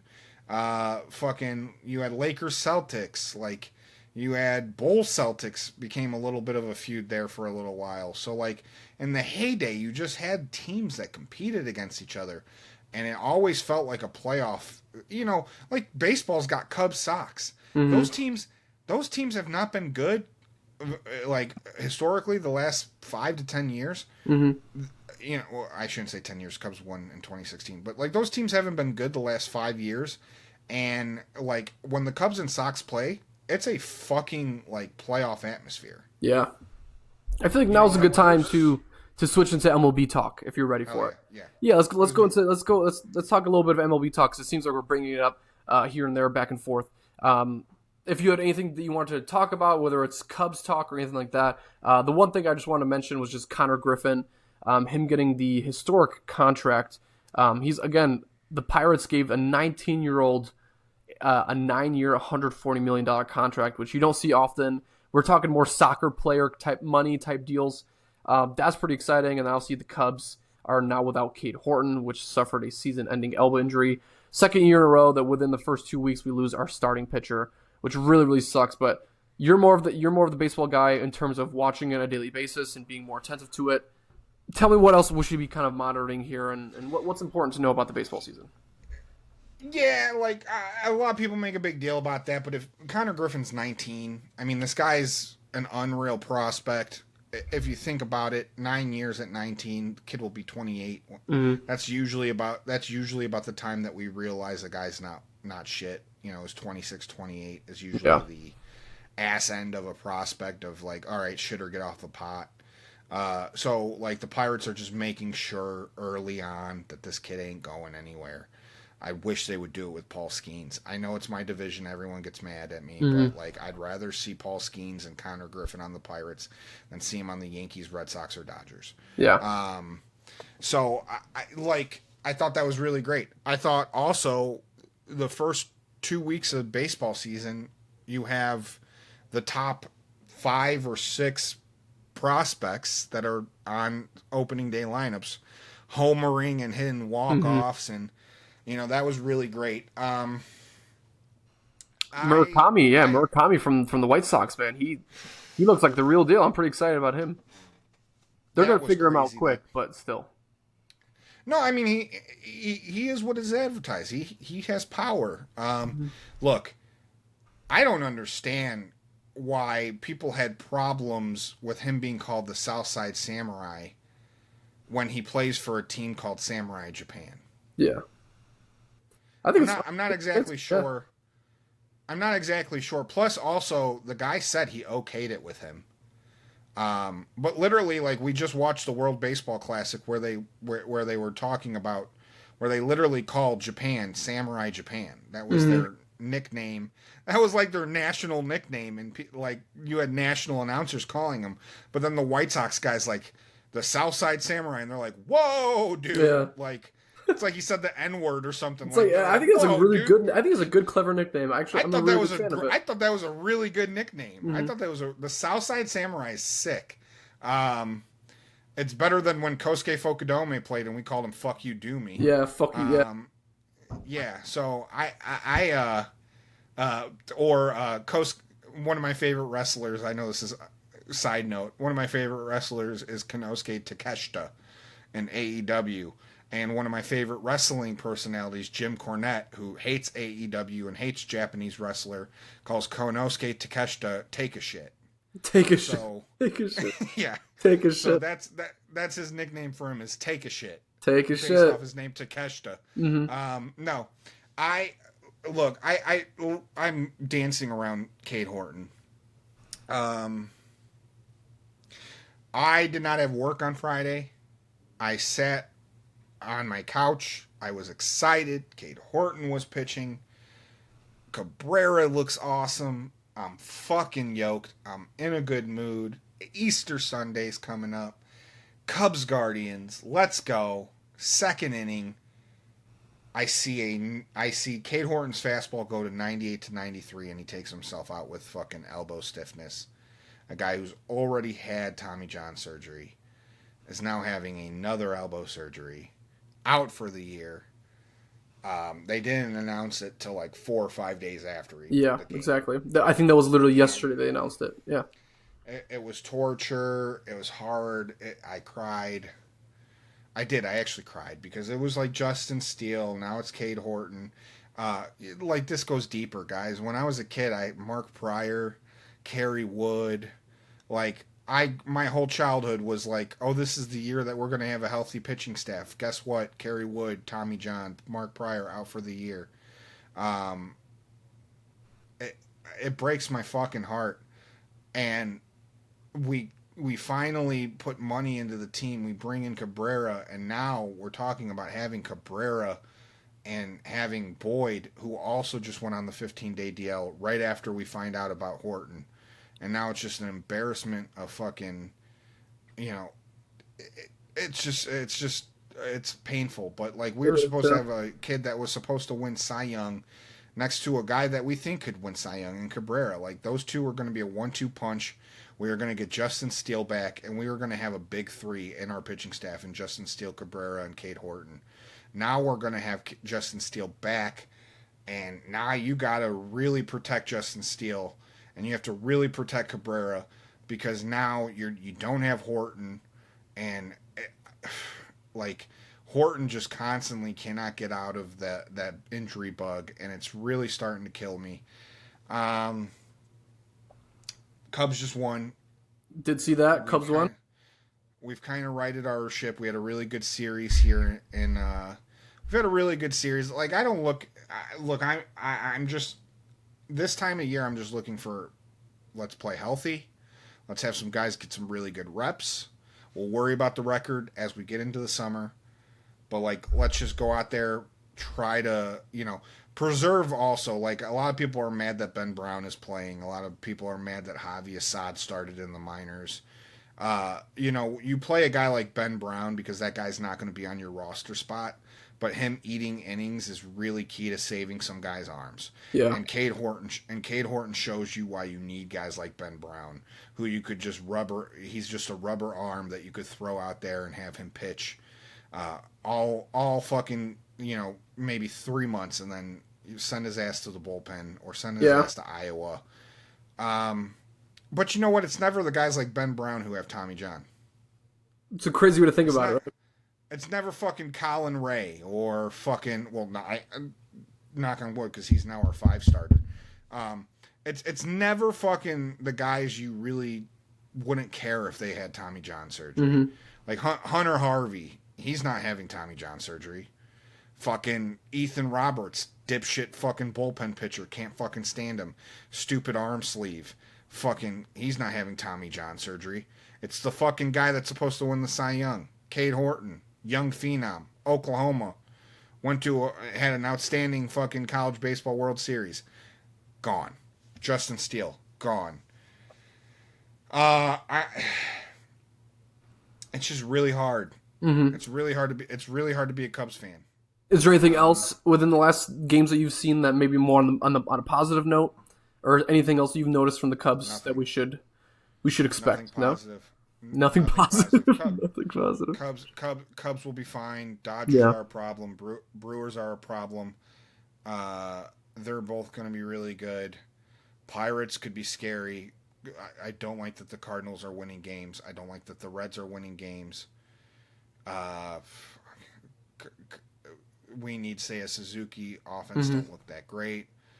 Yeah, it's all bad. I saw PCA hit his first home run of the season. That was last game. Yeah.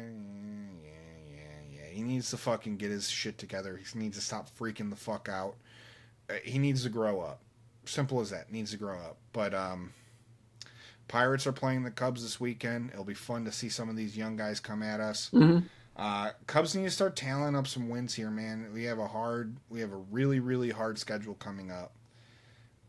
The Yankees are fucking great. My baseball season's ruined. I'm really sorry to hear that, Danny. I'm sorry, man. Cade Horton died. Justin Steele won't come till June. I don't know if we'll ever have Cade Horton back. Seiya is playing in Iowa. Alex Bregman. I mean, the only thing that's keeping me like somewhat excited is Edward Cabrera looks awesome. Yeah. Fucking Matt Shaw looks really good, man. Matt Shaw looks like he's really figured it out. Maybe it was Charlie Kirk getting shot last year that really fucked him up. He needed that. And he wasn't able to. And now, like this year, he's got a clear mind, but he's hitting the ball. He's hitting the ball fucking hard, which is really great. He's like looked like Nico the last couple games. Yeah, man, it's just all bad. It's all bad. Well, if it's all bad, then we could definitely move on to our closing discussion. Talk about some things maybe more positive. Obviously, I do want to hear more about the Cubbies next time around, since after post injury, kind of seeing how we're dealing with this. Because you also saw the clip of our coach dipping. Yeah, that was. You didn't see that clip? Craig, I saw it. Yeah. I'm historically not a Craig Counsell guy. I think I am not after how he managed the Brewers series last year. That kind of annoyed me a lot. It felt like we were coming in less prepared against the team that he coached for multiple years. To me was against players he knew. Yeah, that was a problem. Yeah, I don't know. I'm not a huge fan. I was a David Ross guy, so. But Well, we'll get into it, but closing discussion. Are you ready for this, Danny? let's do it. Closing discussion. All right. So going back to basketball terms, we've had a lot of other sports, but we did tell you that today was all about ball. Tell me this: if you were the new vice president, Danny, you have been chosen. Sorry, not the vice president, the VP of operations. You have been chosen to the VP of operations of an NBA franchise. The NBA franchise is the Chicago Bulls, heading into the 2026 season, 2026-2027 season. What is your first move? Well, my first move is to not do shit. The not do shits? Nothing? I'm going to see where we get, right? I'm gonna see where we fall. I'm going to wait it out, and then I'm gonna draft. I'm gonna continue to lose, and I'm gonna draft. I'm not gonna go after Giannis Antetokounmpo. I'm going to try to play into the draft. I'm trying to get a great draft pick. And I'm going to use all 14 of those picks, Dijo, and I'm going to try to get a bunch of young guys. First things first, I'm solving the problem. Who's my GM? Billy doesn't want to be a GM. Fine. Yeah. Right? He's not. He doesn't want. I told you I would have been fine with making Billy a GM. Yeah, you did say that. You did. Yeah. I think I would bring in a guy that is like a player's player. Someone who can connect to the players. I think Kyle Korver is a really smart guy. Obviously, you'd have to bring someone with business acumen next to him. There's a lot of people throwing out big names, but, like Mike Dunleavy has a job. And there's one, yeah. Doing just fine. Mm-hmm. I would probably go and I'd get a guy who could connect with some of these players, right? Young and old. Kyle Korver is a guy who was a 3-point shooter. That's the direction of where the league has gone. Like, this is a guy who knows how to play that style, he probably will know how to draft that style. Yeah. True. That's who I would go with, right? Mm-hmm. Holy shit. I'm doing a draft simulator because I want to tell you who I'm going to draft in my first try. Let's hear it. Yeah, let's hear it. You got the draft sim up. Let's hear it. Yeah, the Bulls got the number 1 pick. So oh my god. God. So obviously, bro, if the Bulls got number 1, right? Mm-hmm. If the Bulls got number 1, I'm drafting AJ DeBonsa. Yeah. Right away. Done. Give me AJ DeBonsa. I would probably say number 2, we're going to be talking maybe Darren Peterson. Okay. And then, like that, the simulator says the Nets would get Darren Peterson, meaning the Jazz would get Cameron Boozer, Caleb Wilson. Wouldn't that be funny? Boozer going back to the Utah Jazz, just like his dad. That'd be interesting. Just like his pop. Yeah. But they just got Jaren Jackson. So they're not gonna take him. Yeah, they need a guard. So I think the Bulls' best spot would probably be right here around 5. Mm-hmm. 1 to 5. And now 1 to 5. Yeah, 1 to 5. No, I think you're probably. Yeah. I think Bulls are probably sitting here between 5 to 10. Mm-hmm. And this is the player pool I think that we're looking at. Kingston Flemings, Keaton Wagler, Darius Acuff, Michael Brown, Nate Ament, Braden Burries, Yax Wendenberg. Let's say the Bulls are 5. And hey, shit, we might have 2 picks in this. Exactly, we might. That will be decided within the next 2 weeks. Yeah, we'll figure that out. There's some guys here that I really do like. I've heard the name Heinz Steinbach a lot from Washington. He's a big man power forward. He's a very good player, but I think this is a very deep draft when it comes to power forwards. Like I had mentioned, JT Toppin, he's available in the 2nd round. You also have Thomas Hall from Florida. He's right there. Koa Pete is probably going to go a little later. Jaden Quintance is right there as well. I'm probably going guard here, Dijo. Okay, I see. Yeah, I see why. So best case scenario, since I'm assuming we're not going to get one of the top 5 players, is the Bulls get 2 picks between 5 and 10, and we're able to go get Darius Acuff and Keaton Wagler together. Mm-hmm. I do like Keaton. I think Darius would be an absolute steal. I would like to avoid Yaxel Lendenborg. I think he's a good player, but I'm afraid of kind of where his development would lie. I don't like his shots. I don't like his offensive decision making. I think he's kind of weak when it comes to playing defensively. Like you saw him in the championship game. He wasn't the best player on that team in that championship game, and that's fine with me. But he kind of gave me like Patrick Williams, like a guy who was obviously he's a lot better than Patrick Williams. It's almost rude for me to say that for Yaxel, but he's one player that I think I might be avoiding. I've seen him on a lot of draft boards coming to the Bulls at number like a 10 or 11. I'd be stoked about Acuff. I kind of see where you're going with this in terms of draft picks. I'm really stoked to see where Portland lands. Part 2 of this question. You ready? Aside from the idea that you are going to have to go into the draft, which 3 players currently on the roster do you keep and why? I'm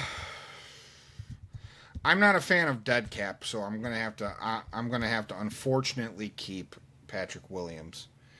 You're gonna keep. I'm giving you 3 players to keep in a rebuild, and you're choosing Patrick Williams. Well, I don't think taking your money and buying him out is an option. I mean, but that's a roster spot. That's a roster spot to a 2nd round pick that deserves more time. It's a roster spot, but if you're rebuilding for the next couple of years, that's a good. Might as well just have him play it out instead of taking your money, your cap space, and using it to purchase it out his contract, and now you're in a little bit of a you're taking a financial hit. Yeah. Might as well just have him fucking play. You're not going to get anything for him. Obviously, if somebody's like, "Hey, we'll trade you, take half the contract or something like that," we're taking the trade. But no one's offering that. True, no one's going to offer that. So I don't want to count that. We don't have to count that. That's fine. Yeah, because I think we're just kind of stuck with him, right? Looking at our lineup here, can I not count Noah Essengay either, since he's a draft pick and hasn't played? I would say to count him. He probably wouldn't get traded though, so I'll stick with it. I'll say don't count him because he probably wouldn't get traded. He wouldn't get traded. He's 19. He hasn't played, so I would probably say, like, obviously 21-year-old Matas Buzelis. He's averaging 16.3 points per game. I'm keeping him. I would let Jalen Smith go. I think he's going to probably be too much money. I'm going to let Jalen Smith walk. 10.2 points per game. I know we're a better team when he's on there, but I think there's better big men out there. Agreed. I'm letting Anthony Simmons walk. 26 years old. I know he's really good, but he's a elite. He's a very good shot maker. I just don't think we're going to be competing. I think he's going to want to. He's an expiring contract. He's going to want money. I just think you let him go. I think you let Yabusele go. I think you let Colin Sexton go. Nick Richards, he's gone. Let him go. Lachlan Ulbrich. Give me the 3 that you want to keep, though. give me the 3 that you keep. I'm trying to figure this out. You're GM. You're looking at the team. You said, okay, these 3 guys stay. I'm holding on to Leonard Miller. That's my number 1 guy. Leonard Miller, underrated pick. I've really liked how he's looked. He's 22 years old, and he costs you $5 an hour. Yeah, he looks good, man.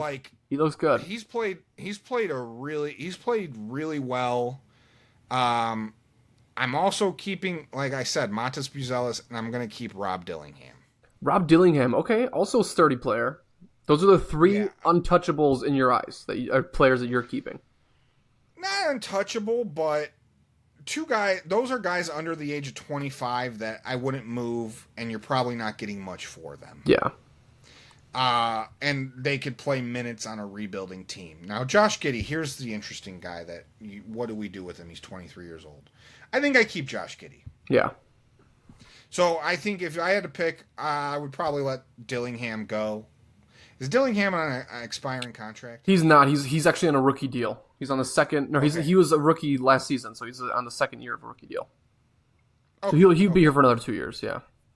Okay, so yeah, I'd keep Buzelis, Dillingham, and Josh Giddey to answer your questions. Okay. I mean, yeah, for me, my picks were kind of in a similar sense. I'm definitely keeping Giddey because I think he's an easy player to build around. Again, when you have a point guard that's very pass first, it's very easy to then assess talent really well because then you can tell if someone's a spot up shooter, if someone's has a drive to him. I'm going to keep Modest because Modest, again, homegrown talent. He's the only thing coming back from, I think, AK's tenure to where it's like this guy was a good move. He was a steal of the draft for a lot of people thinking, again, 11th pick. And then I'm going to keep Trey Jones. Trey Jones is going to be on an expiring deal. I think he is a very, very good premier backup point guard. He is what brings the offense and sort of more defense to the Bulls that Josh Giddey can't cover as a point guard. And I think Trey Jones is a huge team player. He's fast. He's exactly what Kobe White was, but just 1/3 the cost. And I think a player like that, you're going to need that. He's going to keep you in games. He's going to light it up in the fourth quarter. Leonard Miller is a really good pick. Rob Dillingham, I would say yes, but the only reason why I would let him go or let him go for any other sort of trade is because he just doesn't fit what the scheme is. He's not really a great scorer. He's not a great defensive player. He's not pass first. He's kind of just a body that goes in there, and yeah, he dropped 27 points against the Wizards. That means nothing to me. There was people saying that that's worse than Bam dropping 83. Like Rob Dillingham, from what I've seen from him in a Bulls uniform, sure he only had like 30 games, but he did not look good offensively. He looks very scared. He doesn't drive. His 3-point shot takes way too long. He's got one of those 3-point shots where he kicks his legs. So it's like he goes like, yeah. It's annoying to watch because it doesn't go in. His shot never goes in because it's a very low arcing shot.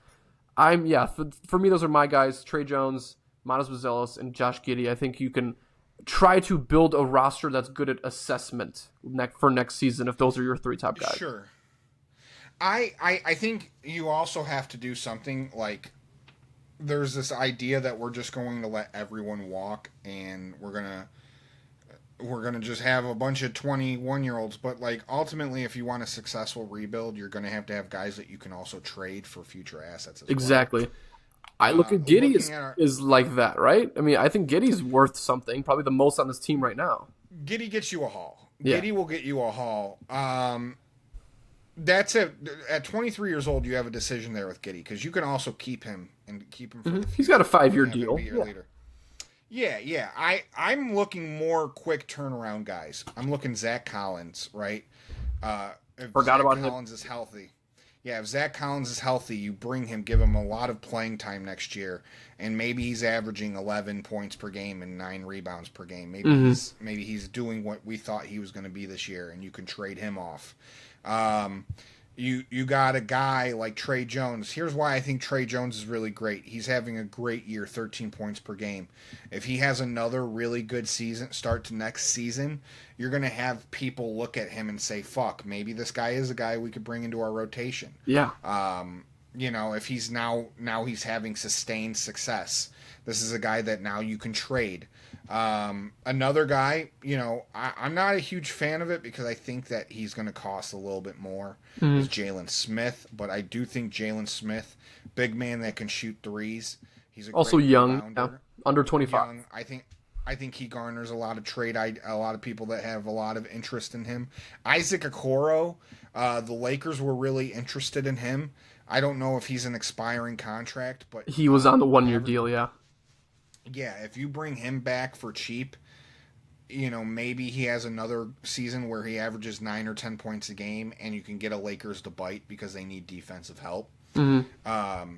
And then, here's my thing is I just don't think Colin Sexton or Anthony Simons are going to garner a lot of trade value because these guys are getting traded every year. And you can get them at a very, very low discount if they're free agents. Yeah, I like Sexton.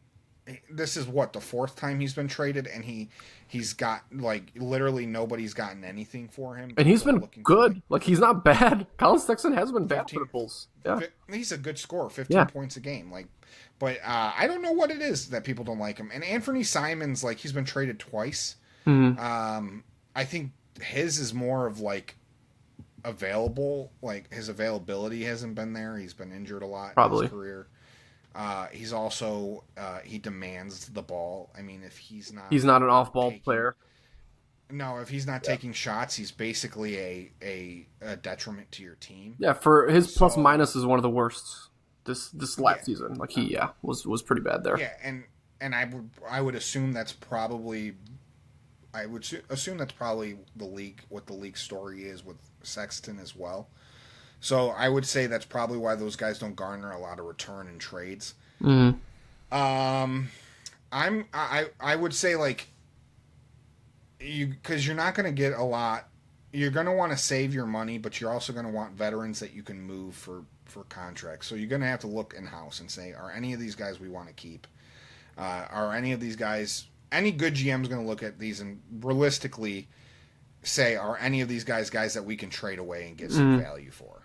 And that's something we'll see in the future. Obviously, that's going to be decided soon. Yeah. But I think it depends. I think it really depends. I think it depends on who you get, right? Because I think if you get like an AJ DeBonsa, if the Bulls do really get a one, like they get a like number top 3 pick, like if they get into that top 3 pick of the lottery and they get the Trailblazers pick, and you get like an AJ DeBonsa and a Steinbach or another really good power forward, and now you have AJ or one of these top lottery picks, another guy who was a first round pick, Giddey, Matis, a Noah coming back we forget about Noah. Yeah. We forget about Noah. Like, you start having a lot of these really talented young guys where you're starting to say, maybe we're not going to lose a lot of games. Mm-hmm. Maybe we're going to be more competitive than we think. Then maybe you start to look at the free agency and say, now let's find someone who can go with them. Yeah, someone that can complement. Right? Who can complement young talent. I mean, now everyone goes, if we get AJ DeBonsa, the first thing everyone's going to start screaming is, now go get Giannis. Yeah. No, don't be stupid. Don't be like, take it in strides, right? If you have a really good draft, be smart about who you go and sign and spend money on. Exactly. And just like that, I think that's a pretty good wrap for episode 13 of The Driveway. The Bulls have a lot of questions to answer, but they answered the first one, and that is that AK no longer can manage this team. Good night, AK. Good night, Mark Eversley. And we appreciate you, Bulls, for actually making these decisions, because finally it's going to be an exciting offseason, which it hasn't been exciting for us for 6 years. I'm 27 years old now. The last time I was excited about this, I was 21. I just reached the drinking age. There we go. That's the calling card of being like, hey, like you're cut off. You're cut off. But we appreciate you guys watching. The Undertaker was going to come out. You just see me fucking. Was going to come out and fucking challenge you to a match at WrestleMania. Well, we appreciate you guys tuning in for episode 13. Don't forget to park on the driveway. Don't park on the street. Let's go Cubbies. Let's make sure we can pull out some games. Finish off the Bull season strong. And by strong, I mean strong draft picks. So lose these games. Bears, we're going to find out in June if the Bears are going to be in Indiana or not. It's going to be an exciting next few weeks. We're going to get more and more decisions on everything here. Happy Masters season. Happy Masters. Happy Masters. Happy WrestleMania to my friends. It's coming up here in the next week. Keep us tuned. Keep us tuned in. I'll keep you guys tuned. Get well Offset. Get well Offset. Yes. Get well Gucci. He just got kidnapped. Mm-hmm. Shout out to Christy Noem's husband. He's got titties. And shout out to Diana Rossini and Mike Vrabel. Diana Rossini is getting Yeah, that's crazy. That's fucking nuts. Listen, I'm gonna tell you right now, this was funny business. This was not trickery. This was funny business. They were doing something R-rated. I'll tell you right now. I'm getting the vibes from it.